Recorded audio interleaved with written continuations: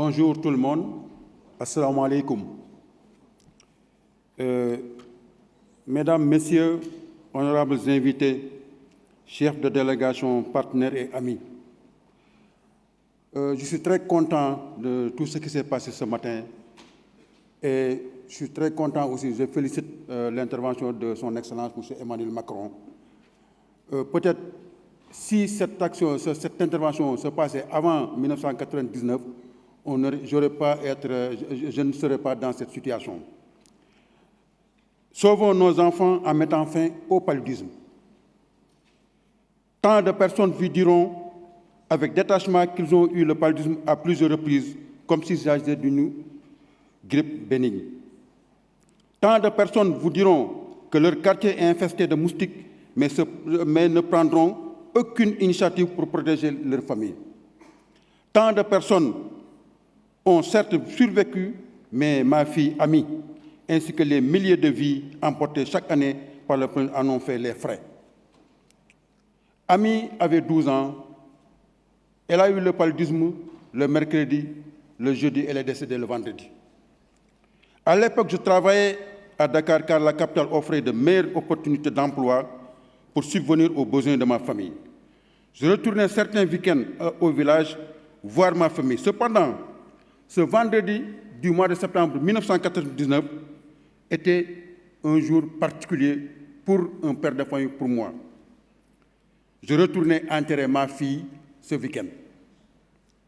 J'étais très proche d'amis et j'ai décidé de transformer ma douleur en combat de vie. Responsabiliser à être l'écoute des communautés sont des moyens efficaces de riposte contre le paludisme. Le paludisme touche tous les secteurs de la société. Quand on parle de paludisme, on parle d'assainissement et d'hygiène. Pourquoi? Parce que les moustiques adorent se reproduire dans les eaux stagnantes qui sont incontournables dans nos communautés.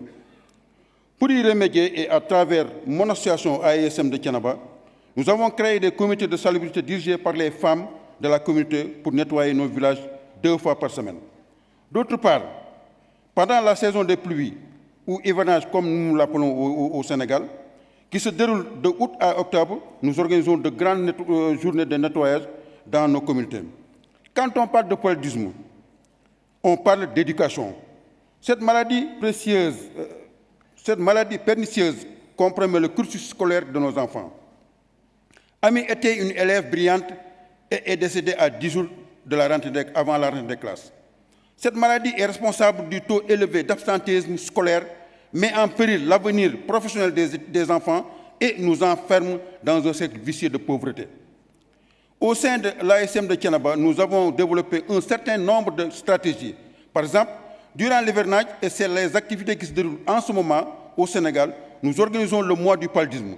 Au cours de tout ce dernier mois, j'ai travaillé jour et nuit pour sensibiliser les camionneurs qui se déplacent dans toute la région et participent à la transmission des cas.